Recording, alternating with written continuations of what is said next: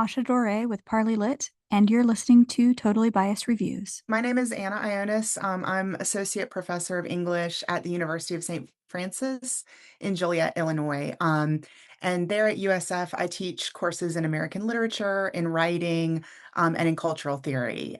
And this book takes up painful forms, takes up um, representations of violence between World War II and the 9/11 attacks in the US. Mainly focused on US literature, visual art, and performance, to examine how the experience of aesthetic violence has shaped how we think and talk about suffering and how we depict it in US culture of the second half of the 20th century. Yeah, awesome. And I was super into this book. I mean, like you start off right off the bat with Joan Didion. And so I'm just like, okay, this is the kind of, because like when I start like a text that might be more academic, I'm like, I have no idea what it's going to be like. And it's very like, I would say like there's a literary tone in the way that it's written. Like it's research, but it's got a literary tone. So it was very like easy for me to read like any other, fiction book or story, because it was just the story of like this kind of suffering and violence. It was really cool. It reminded me of Maggie Nelson's The Art of Cruelty, which I also feel like has similar like themes, but also has that same vibe of like it's totally research, but there's enough narrative in it. I want to know how you came to writing it and who you think the audience is. Great. Yeah. So in terms of how I came to writing it, I mean, I think the very first little spark actually came out of reading Toni Morrison, and getting a used copy of Sula that had a lot of marginal notes in it. And they were marginal notes that really sort of surprised me in their reaction. And I just kind of got obsessed with that idea of how we can a literary text can afford so many different wide ranges of responses to horrible images and horrible depictions. And of course, Morrison is very, one of the most important writers we have in the American canon for thinking about images of suffering. But yeah, it really started me on this path of trying to figure out like how do the artworks and literature do those things, produce possible responses without a guarantee, right? And how can I read a text well and come to a very different conclusion than you do? But we're both having that a really profound aesthetic experience. So in terms of, yeah, that was sort of the initial spark, and I feel like I was trying to think about to sort of participate with other scholars to think about how that works and not just point to other things outside of the artistic experience to explain it. Did you imagine that this was more for like students in like college students? Is that sort of the intention of the book?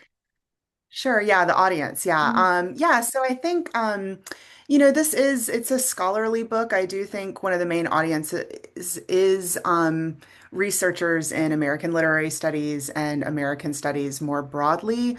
I would love the idea of students reading this book as well.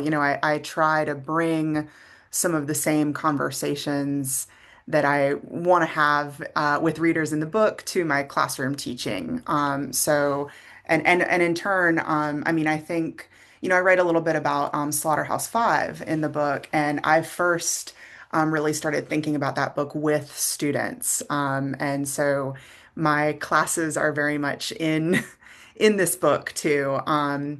And so the main audience is literary scholars, people studying especially like affect theory and how the cultural politics of emotions work in us and on us.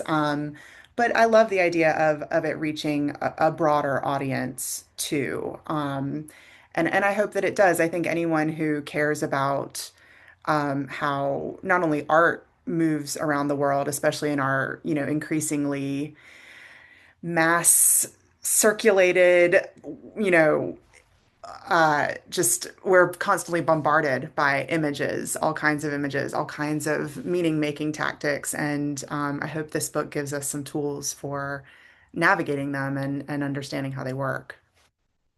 Yeah, that makes a lot of sense. I love that you wrote about Slaughterhouse-Five. When I was in high school, that was sort of the book that made me, believe that writing could be different than all the sort of regular canon that I had been introduced to.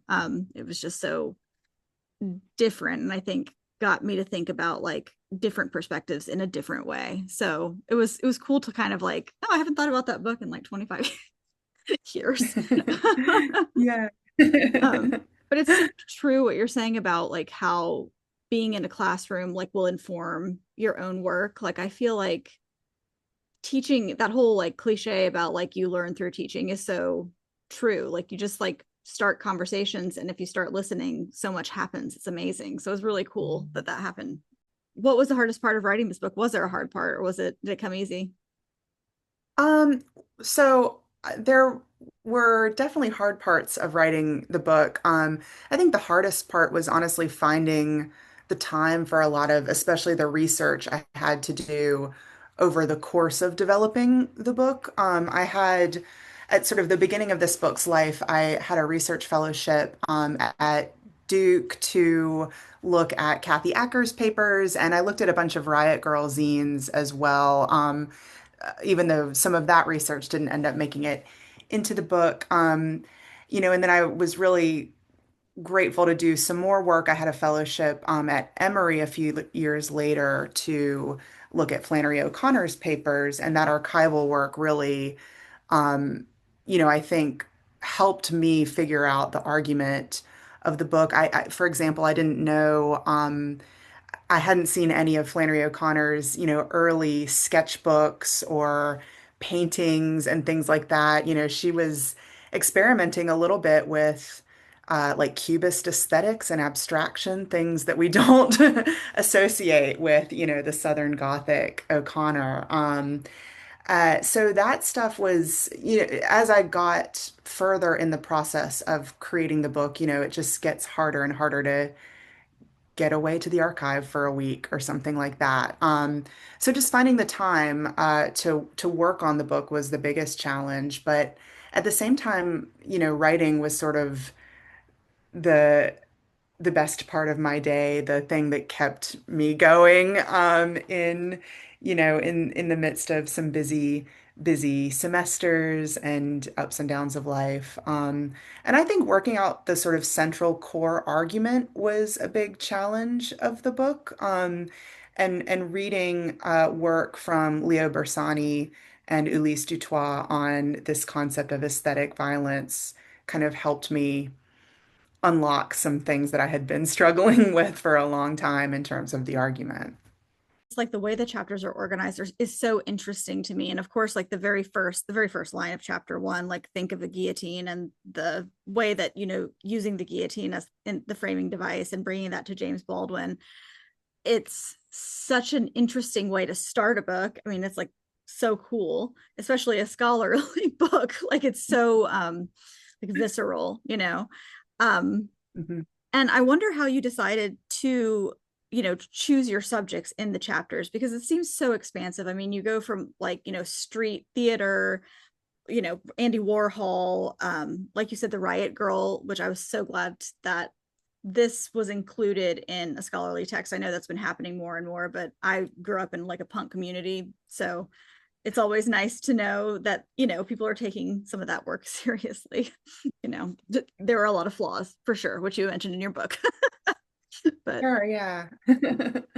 Yeah, no, and I really love that you mention it and put it that way because I think this book did take me a long time to write, and would sort of pick it up and put it down, just a really slow process. But I think that afforded that kind of expansiveness that you mentioned, because I mean, I was working on the chapter on Baldwin and Warhol and went to the local community college, College of DuPage here had an exhibit of Warhol's work, and that like got the wheels turning even though, even more. So just that time to experience the works myself in my life, I think helped bring some of those things together.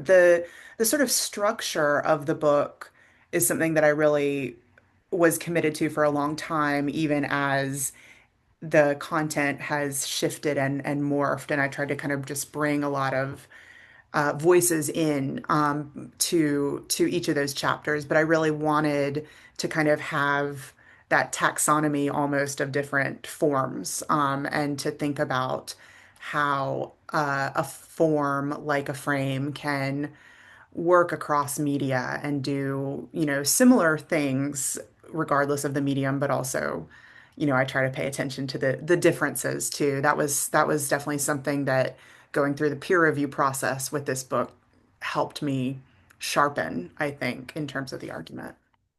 I'm glad that you're mentioning the peer review process because I always wonder, how much, I guess because this is a university press that it's with, it probably was pretty intense. Did it take a long time? Yeah, it did. It did. Yeah. So it did take a long time. I think I initially probably proposed the book maybe a little earlier than I would have if I had to do it over again. I sent it out to a few presses, I mean, had some interest, but didn't, go ahead. It didn't move forward initially with some of those publishers. And so even just that process of talking to editors is kind of like a mini peer review in a way. But then, yeah, so it was read by two anonymous readers. I still don't know who they are. And that sort of informed one round of revisions that I then uh, sent out back to the press. The readers read it again. They offered a second round of feedback reports, assessment. And in that process, I, of course, revised the book in response to what they were saying, but also wrote up sort of a here's my revision plan, here's what I did, and how I've addressed the comments. So that was also another kind of piece of writing I had to produce for the editorial board at the press. Because of different, just the timeline of academic publishing, I mean, the peer review process happened in over at least a year, more than a year of peer review between back and forth. For all of us. So yeah, it's intense. And then before getting the book contract, my acquiring editor took that package of all the peer reviews, the manuscript, my proposal, which was a different document, my responses to the peer reviewers, and that went to an editorial board at UNC Press, which is composed of a bunch of faculty across the University of North Carolina system, and the board approves it for publication or not. So Wow. yeah, it was a great email to get when I got board Yeah, approval.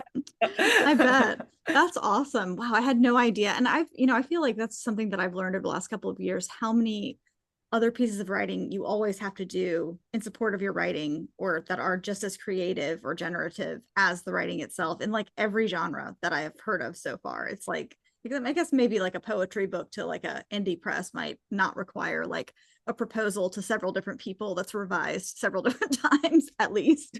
So I think it's good to know. People don't really talk about that. And I was just really struck by the cross genre work, like I said before. And just how like many like cultural like flashpoints are brought up that I feel could bring in sort of anybody at any level. Like there are things that I might not have, totally known anything about. Like I was this part about the mid-century suspension, like between war times and like in the social experience and as like a strategy.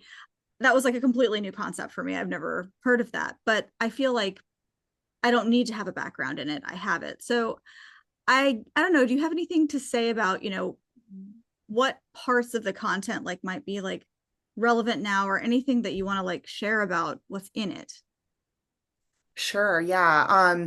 Well, I mean, I think I hope that a lot of parts of the content are relevant today, especially in terms of how I think questions of the aesthetic and of experiences of art feel not just art like art in a museum, but any kind of artistic experience encountering sort of, yeah, representational culture, the imaginative works of our society, and even, just media, nonfiction kind of media, social media, digital media.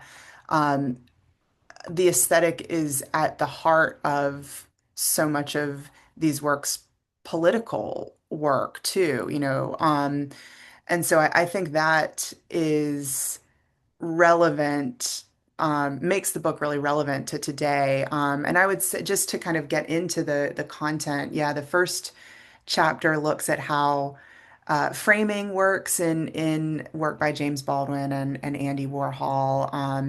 And that's really about how we think and talk about which acts of violence are sort of authorized by society and which ones are seen as aberrant. And our language of senseless violence is a kind of rhetorical tool to justify some kinds of actions, and to make others, beyond the pale, right? So, and I think the Warhol work is interesting and challenging, in that regard because, he Andy Warhol is not straightforwardly criticizing, for example, the state violence of executions, right? He maintains some ambiguity. That artwork, I should say, maintains some ambiguity around what we're supposed to feel, and that I think has a kind of honesty to it in terms of what art can do for us, at the level of our emotional landscape and that kind of thing, right? So, the second chapter goes into the happening. That was a really fun one to write, writing about Yoko Ono and her, she's getting so much attention right now, actually. The Museum of Contemporary Art here in Chicago is doing a big retrospective of her work. So I've been really gratified to see how much society is recognizing the brilliance of Yoko Ono, over the past few years. And I see her work as putting us in that experience of suspension, right? Between, um, before we can pass judgment on an action, before we know exactly its character. And I think that has a good kind of lesson for us. I think this is a book about refusing the lessons of art in some ways, but at the same time, like, there is sort of a lesson there to sort of slow down and just pay attention to the quality of what you're observing in a piece of creative work before jumping to kind of its implication or its, kind of soundbite Hmm. theme or something like that.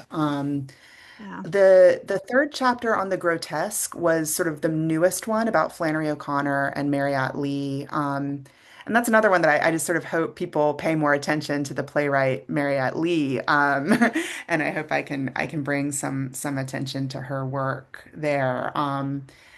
And that chapter thinks about grotesque imagery, which Flannery O'Connor definitely affiliated with the grotesque. But I think I kind of try to bring some redemption to grotesque imagery in that chapter. Hmm.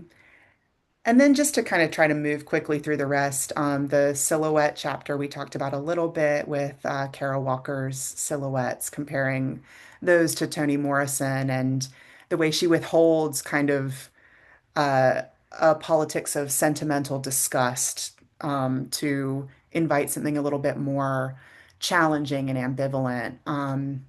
But I think the last chapter on the collage is sort of the most um, instructive for how our experience of literature and the creative arts can help us undo the violence of the world, and fight it and combat it. I see the recombinatory sort of poetics of the collage as helping us reimagine what it means to be a person, what it means to be a woman, and how we understand violence and who can wield it and who can fight back against it. Yeah, I love that. And I was thinking about your book a couple times this week because of both like politics and AI. And I was thinking Yeah. about, there's, I think it's later in the book, when you wrote about James Baldwin, or I wrote it down, when he was writing about when he was in jail in France. And there's that thing that you were just saying about sanctioned violence versus unsanctioned violence, and how, police kind of represent how we'll like take something that's unsanctioned and then sort of magically make it sanctioned, and how complicated that is right now when the people who are, I mean, I'm sure you're dealing with some of that in Chicago, like making the laws and supposed to be protecting us, are actually attacking people for like no reason, and doing Yeah. terrible things. And so it's like the formerly sanctioned is now completely unsanctioned, but also sanctioned. It's like such a mess to unpack. And it's really nice, I think, to have this framing of sanctioned versus unsanctioned. I also was thinking about, these new AI videos that are so violent and weird, like weird violent. They look so real. And just how, like, my current position on it is that I hate them, because I'm just like, why am I suddenly subject to like somebody throwing a baby across a country and like a cat catching it in a different country? That's really violent. It's really weird and so new, So Yeah. And there's sort of an alienation of the creation that produces those, right? We have this kind of, you can think of it as this alienated relationship between the artist and the art or something like that. Yeah, I mean, it's a long, there's a long scholarly history, and I would really especially connect it to Saidiya Hartman's work of challenging this kind of commonplace assumption that if we see violence, we kind of are rightly horrified by it, and then we will do something about it. And I think the example you bring up just illustrates how much we've been proven wrong. That point has been proven wrong over and over and over again. That if we just expose people, they'll know and they'll act right. Yeah, I feel like I don't quite know exactly what it's going to look, what our kind of media landscape is going to look like over the next 5, 10 years.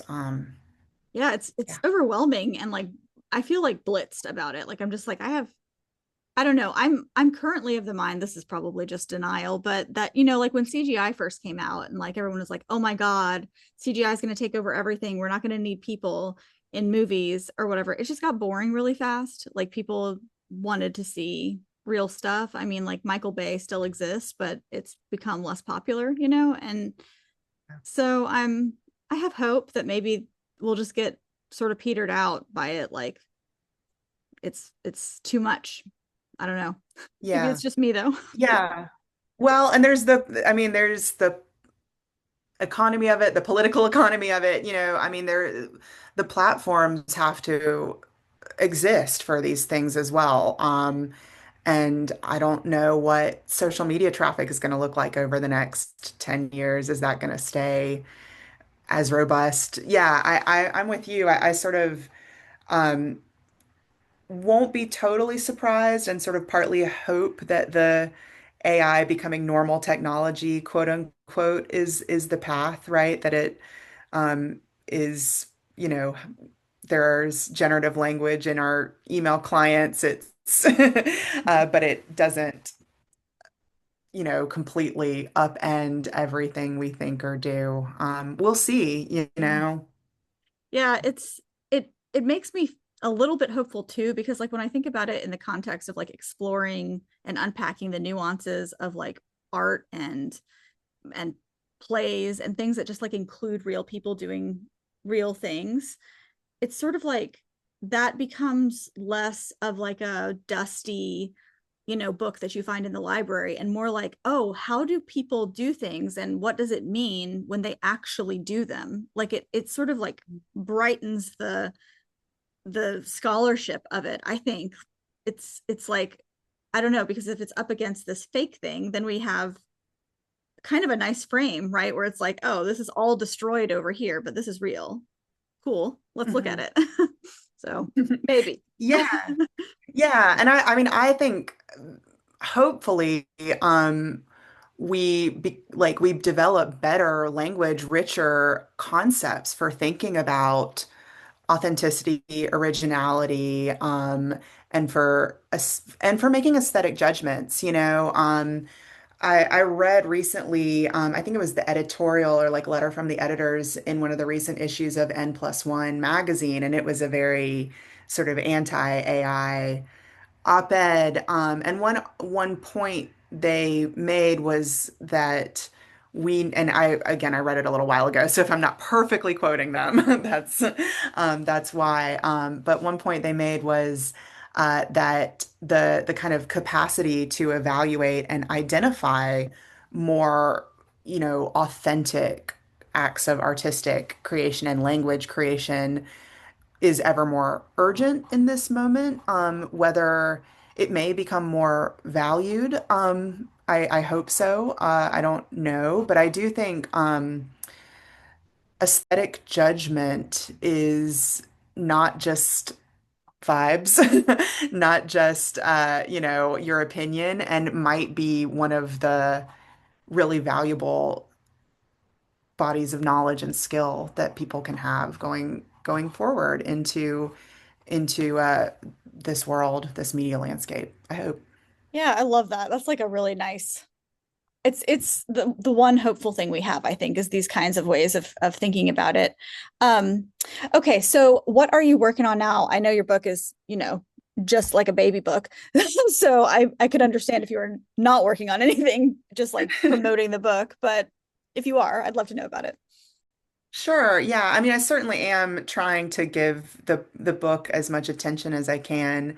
Right now, I'm literally working right now on a conference talk about aesthetic judgment and aesthetics in first year writing, and especially thinking about how the legacy of cultural studies coming out of people like Stuart Hall, and Raymond Williams, Angela McRobbie, the kind of British cultural studies movement, has great purchase on what we should be teaching our undergraduates today and how to equip students for citizenship and life and for a rich experience. I believe questions of taste and judgment and aesthetic judgment are really essential for that. So I've been working on that, and I'm also sort of working on a second book, not actively, not right now, but I did have an article come out a few years ago about the influence of Valerie Solanas, the woman who shot Andy Warhol, her influence on contemporary auto theory. And that's sort of the seed of another project about auto theory and its relationship to complex figures like Solanas. Oh, that sounds so fun. I love that. Awesome. And how are you staying creative in these really fun times that we're living in politically and socially and environmentally? Yeah. Well, I just am first of all in awe and admiration of the city of Chicago and the people in it right now. I am looking after my little rescue dog that we adopted in January and helping him get better being alone and better on walks. So dog training has really been kind of a shining light in my days lately. And let's see, I would say another real high point. I'm advising our undergraduate literary magazine. We've had students trying to get a lit mag off the ground for the past few years, and it's a joy to work with students to help as they create a space for each other to express themselves, and to share their work. So that's just been great. Yeah, that's awesome. I like literally just before I signed on was working on our fifth issue of our literary magazine. And it's just like, every time it's such a huge job because we do like an audio video thing. And so it's like a YouTube video lit mag. It's really fun, but it takes a lot Oh, of that's work. rad. And Yeah. I kind of dread it a little bit, because I'm like, oh, the hours, just the volume of hours. But then as soon as I get into it, I'm like, oh, this is so fucking cool. Like it's so worth our time to do this stuff, even if the people are reading it are just the people who know the writers or artists or whatever who are in it. It's like I enjoy it. I get something out of it. I learn something. I feel like it's everybody should start a lit mag. Yeah. It brings so much joy. I mean, I've just had the best time. And I just really see how much I've just admired all the students who've worked on it too. They just rise to the occasion. I have to do very little, and they're creating this amazing publication. Yeah.